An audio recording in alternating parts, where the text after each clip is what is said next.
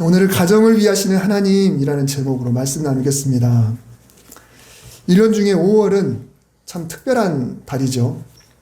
가계부도 평소보다 빽빽해지는 그런 달입니다. 저희 가정도 그런 것 같아요. 5월은 막 다들 휘청휘청 허덕허덕 하실 거예요. 이제 연세가 많이 드신 분들은 5월이 받는 때지만은 그 가정을 계속 고쳐오면서 계속 또 아이를 위해서 또 부모를 위해서 계속 이렇게 시간을 보냈겠지만, 그래도 이 가정이라고 하는 그 단어는 굉장히 우리의 마음을 포근하게 만들죠. 교회도 여기에 맞춰서 어린이 주일, 어버이 주일로 지킵니다. 제가 부목사로서 다양한 규모의 교회에 있다 보니까 이런 건 했으면 좋겠다 싶은 그런 것들도 참 많이 있었어요. 한 교회는 교회가 몇천 명 되는 그런 교회인데 부부의 날이 낀 주일 있잖아요. 부부의 날이 낀 주일이 있으면 사별하고 홀로 되신 분께 롤 케이크나 혹은 치킨 한 마리씩을 다 드렸어요. 예배 끝나고 나가면. 굉장히 좀 신선한 충격이면서 굉장히 감동적이기도 했습니다.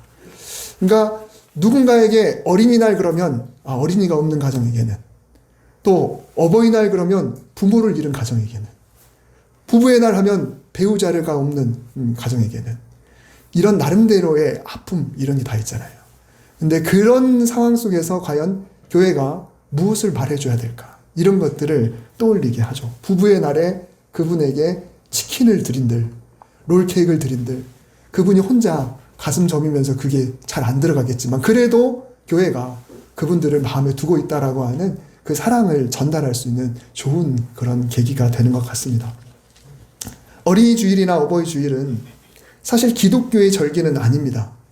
사회에서 어린이날과 어버이날이 차지하는 비중이 클 뿐만 아니라 성경은 본래 가정을 가장 작은 규모의 교회로 의미를 부여하고, 그리고 이 신앙의 유산이 다음 세대까지 이어지기를 바라고, 그 교육의 가장 기본적인, 신앙의 가장 기본적인 교육기관이 바로 어떻게 보면 가정이다라고 할 수 있기에 하나님은 이 가정을 중요하게 여기시죠.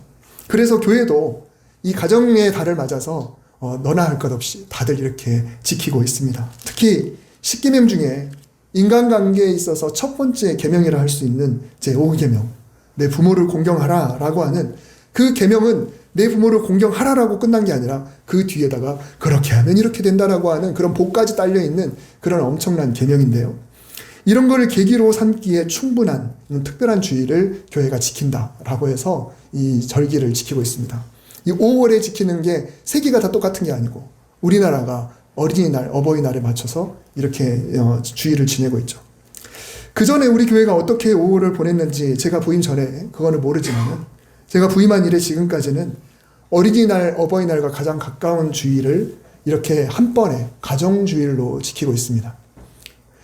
불과 몇십 년 전만 해도 가정이라고 하면 어떤 장면이 그려지냐면 할아버지, 할머니, 그리고 여러 자녀들, 그리고 손주들까지 함께 모여있는 그런 대가족의 모습이 자연스러웠습니다. 하지만 세월이 흘러가면서 가정하면은 그 그림이 달라져요. 부모가 2명 혹은 3명 자녀와 함께 다니던 그런 이미지로 바뀌었다가 나중에는 양쪽에서 부모가 한 손씩 애 하나 손잡고 걸어가는 그런 장면, 그리고 점점 둘이 되고 이제는 한 명인 그런 가정까지 굉장히 다양하죠. 이제 가정이라는 말 안에는 다문화 가정도 포함되고 한부모 가정도 포함되고 조손 가정, 그리고 1인 가구까지 다 포함이 됩니다.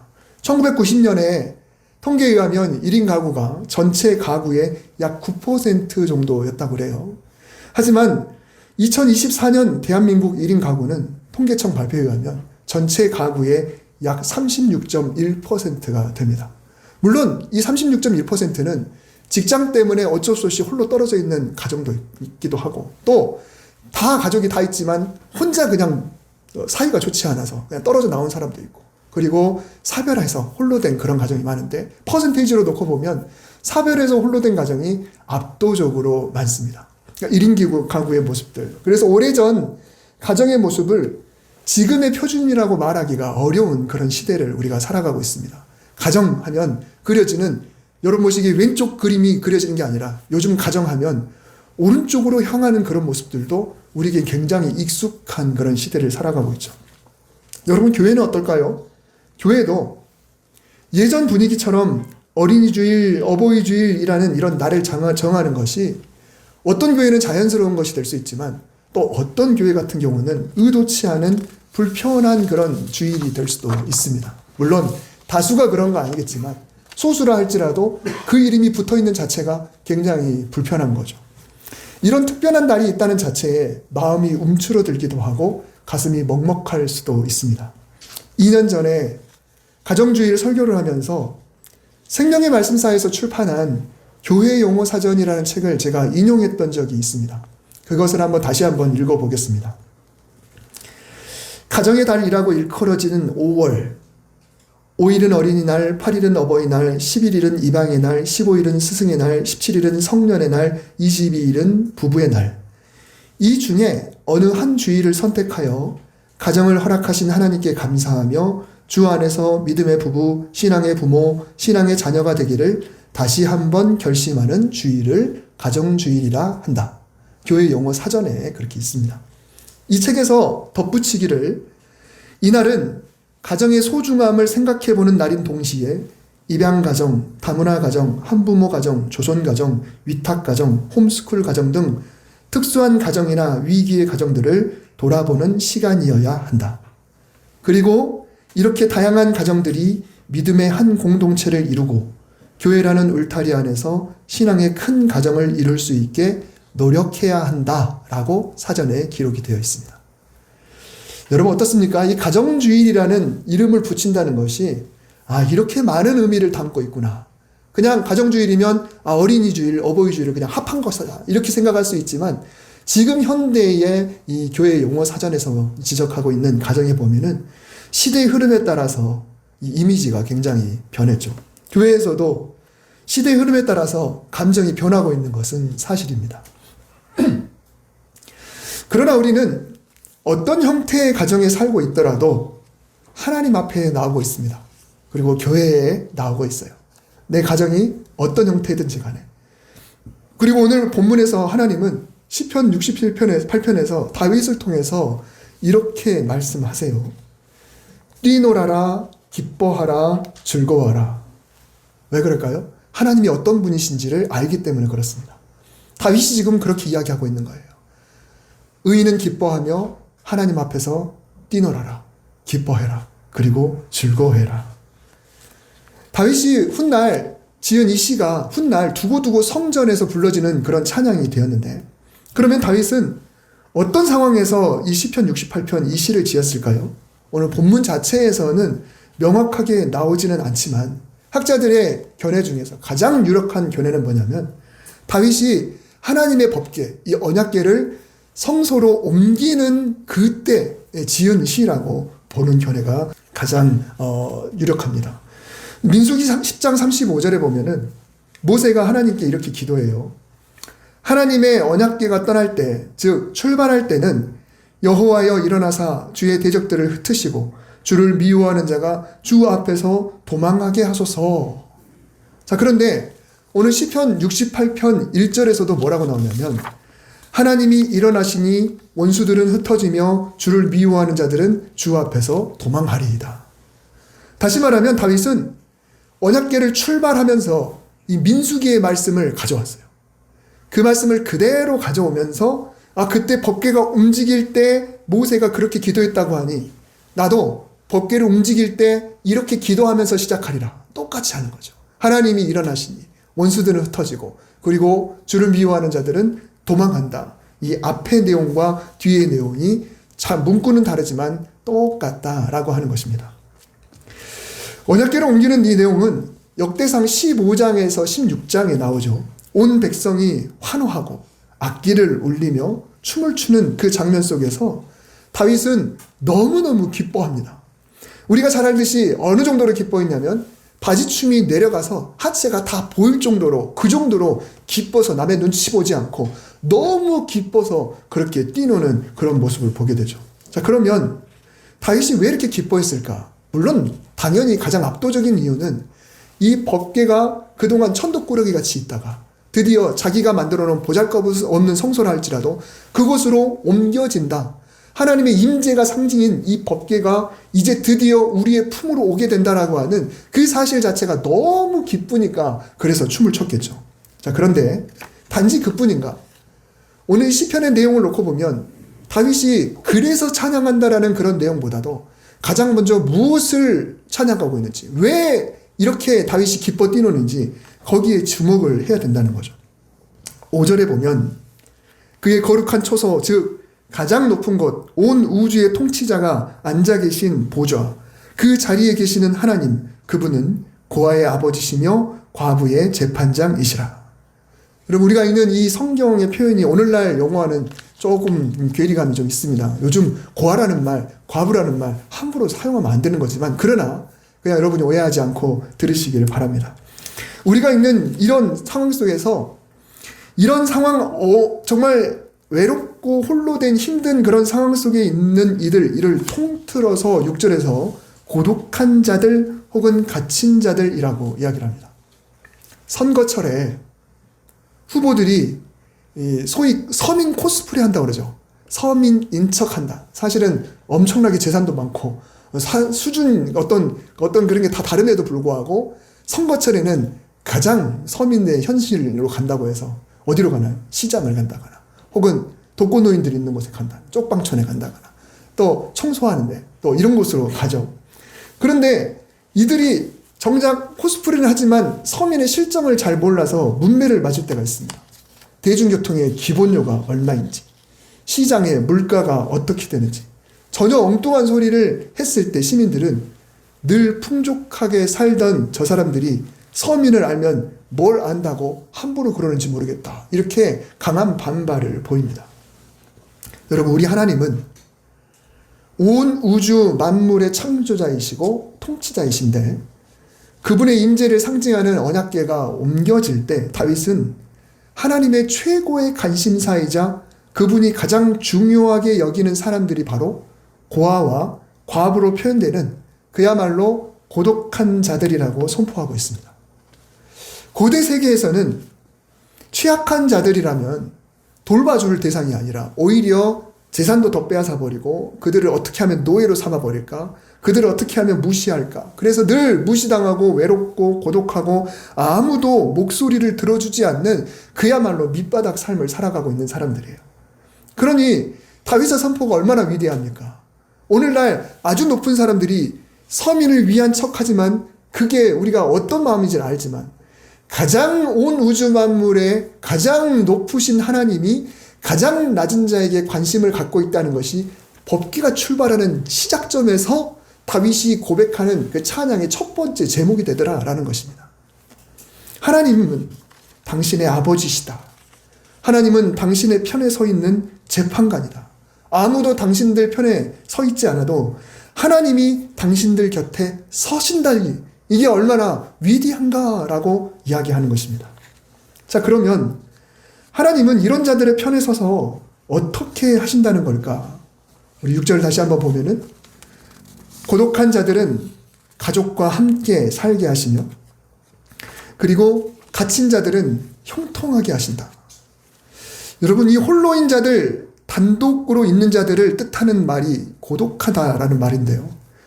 심적인 고독이나 외로움 이런 것들은 기본이고 실질적으로 혼자인 사람, 보호자가 없거나 가족이 없거나 후견인이 없거나 어떤 공동체의 보호로부터 빠져나와 있는 그 음지에 있는 사각지대에 있는 그런 사람들을 말하죠. 이런 이들의 대부분은 뭔가에 갇혀있는 경우가 굉장히 많습니다.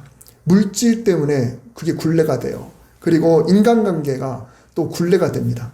형편과 처지의 굴레가 되고 뭔가 나를 옥죄고 또 벗어나지 못하게 하는 그런 어려움까지 같이 따라와요. 내가 홀로인 것 그 자체만이 문제가 아니라 그것 때문에 비롯되는 여러 가지 굴레가 그 사람을 옥죄고 있다는 게 더 문제죠. 그래서 하나님은 두 가지 답을 주시는 거예요. 가족과 함께 살게 하신다. 그리고 형통하게 하신다. 첫 번째, 가족과 함께 살게 하신다. 여러분, 여기서 가족은 혈육의 가족을 넘어섭니다. 왜냐하면 이 함께라고 하는 이 단어가 혈연을 넘는 영적 공동체 안에서 누리는 연합을 뜻하는 그 단어를 사용했어요. 기도의 동역자를 붙여주시고 그리고 영적인 가족을 만나게 하시는 그 함께 살게 하신다라는 그런 의미입니다. 둘째, 형통하게 하신다. 여러분, 형통이라고 하면 대부분은 부유함, 건강함, 무탈함 이런 것들을 떠올리게 되는데 여기서 형통이라는 것은 억압과 고립에서 벗어나서 마땅히 누려야 될 평안과 관계의 회복을 충분히 풍성히 누리는 것을 형통이라고 이야기를 합니다. 그러니까 우리가 평소 말하는 만사 형통이 그걸 말하는 게 아니고 여기서 말하는 형통은 뭔가 의미가 더 깊죠. 그래서 오늘 읽진 않았지만 밑에 내려가면 10절에 이와 유사한 말씀이 나오는데 주의 회중을 그 안에서 살게 하셨나이다. 가난한 자를 위하여 주의 은택을 준비하셨나이다. 여기서 이 회중이라고 할 때 회중은 단순히 모임을 뜻하는 단어가 아니에요. 이때 그냥 단순히 그냥 여러 사람이라고 한다면 회중이라고 하는 우리 한글로는 표현이 잘 안 되지만 히브리어를 그냥 모임이라고 하는 단어를 사용해야 돼요. 그렇지만 여기서 우리가 회중이라고 번역했지만 실질적으로 쓰는 이 단어는 뭐냐면 살아있는 것들 생명 공동체를 의미합니다. 주의 생명 공동체 안에서 이 고독한 자들을 살게 하셨다라고 이렇게 우리가 의미를 둬야 되는 거죠.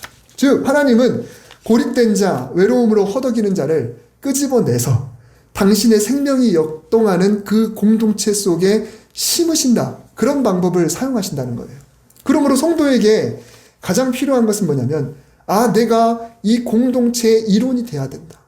내가 이 공동체 안에서 가족 안에서 회중이 되어서 형통을 누려야 된다라고 하는 소망이 우리에게 있어야 되는 것이고 또 우리가 다른 성도들을 볼 때 그 사람이 그런 사람이 될 수 있도록 힘써줘야겠다라고 하는 다짐을 해야 되는 것이죠.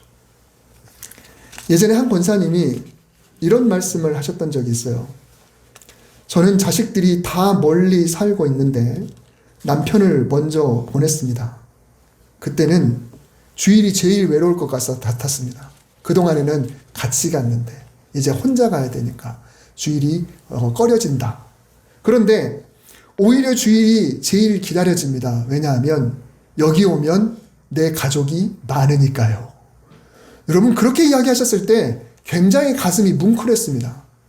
인간된 가족은 없지만 그러나 주일에 내 가족이 많다. 여기 와서 함께 차도 마시고 얘기하고 식사하고 놀러가고 아프면 아프다고 이야기하고 위로해주고 다독여주고 여기에는 내 손주 같은 애들도 많고 내 자식들 같은 사람도 많고 내 부모 같은 사람도 많고 그러니까 그분이 처음에는 너무너무 위축되고 너무너무 수그러들었었는데 생각을 바꾸다 보니까 하나님이 나를 끄집어내어 회중 안에 가족으로 만들어주셨구나 라고 그 비밀을 깨달았던 것이죠. 그게 바로 오늘 본문의 성취다라고 하는 것입니다. 하나님이 고독한 자를 가족과 함께 살게 하신다는 말씀이 교회 공동체 안에서 현실이 되는 것이죠. 우리는 흔히 복된 가정이라고 하면 북적북적하는 가족 구성원과 화목과 그런 외적인 모습을 먼저 떠올립니다. 그러나 성경이 말하는 복된 가정의 핵심은 가족의 숫자가 아니라 내가 어떤 분이 주인인 가정의 구성원으로 들어있는가 이것이 훨씬 중요하다는 거죠. 이스라엘의 지도자 여호수아 그는 죽음을 앞두고 마지막 고별 설교에서 온 이스라엘 백성 앞에서 이렇게 선포를 했죠. 너희가 섬길 자를 오늘 택하라. 오직 나와 내 집은 여호와를 섬기겠노라. 여기서 나와 내 집이라는 이 표현 물론 여호수아는 가문이 창대합니다. 그래요. 하지만 이 고백의 본질은 뭐냐면 나 그리고 내 집이라는 거죠. 설령 나 혼자 있는 혹시 나 하나라 할지라도 나는 여호와를 섬기겠다는 거예요. 그리고 내 집은 식구가 많긴 하지만 이거를 둘을 좀 나눠서 나는 여호와를 섬기겠노라. 내 집은 여호와를 섬기겠노라. 이것은 두 가지를 다 이야기해 주는 거예요. 우리의 가정이 집이라고 말할 수 있을 정도로 구성이 많아도 혹은 나 하나, 단 하나라도 나는 하나님을 섬기겠다. 나 혼자 남겨진 1인 가정이라 할지라도 혹은 거주하는 가족은 있지만 마음 둘 곳 없는 그런 외로운 지붕 아래 살고 있지라도 내가 있는 그곳, 내가 사는 그 공간이 하나님을 섬기는 곳이 되겠다. 그렇게 하겠다라는 결단이 담겨 있습니다. 가족이 많건 적건 혼자이건 둘이건 나의 삶이 있는 그 자리에서 하나님을 선택하겠다는 그런 고백이 이 여호수아의 고백 속에 담겨 있습니다. 또 하나 아름다운 장면이 역대상 16장에 등장합니다. 오늘 본문의 배경이라고 그랬죠. 역대상 15장 16장이 법궤가 올라가는 그 과정 속에서 언약궤를 옮기는 이 성대한 잔치가 다 끝난 후의 풍경을 성경에서 이렇게 표현하는데요. 이에 뭇 백성은 각각 그 집으로 돌아가고 다윗도 자기 집을 위하여 축복하려고 돌아갔더라. 이제 다 끝났어요. 거대한 그 제사가 다 끝났어요. 전부 다 음식들 다 넣었어요. 자, 이제 집에 가세요. 모든 백성이 다 집으로 돌아갔어요. 다윗도 집에 갑니다. 자기 집을 위하여 축복하려고. 여러분, 다윗은 국가적으로 한 나라의 왕이었습니다. 그러나 그도 집에 갈 때는 그저 남편이고 아버지고 할아버지입니다. 그는 성대한 예배를 드리고 이제 들뜬 마음으로 집으로 돌아갑니다. 왜요? 축복해야지. 축복해야지. 이런 마음으로 가는 겁니다. 여러분, 이것이 바로 가정주의를 맞이하는 우리의 또 다른 자세입니다. 아니, 모든 예배를 마치고 돌아가는 우리의 자세여야 합니다. 다윗이 자기 집을 위하여 축복하려고 돌아갔더라. 여러분, 우리가 교회에서 드리는 예배는 성전 안에서만 머물러서는 안 되는 것입니다.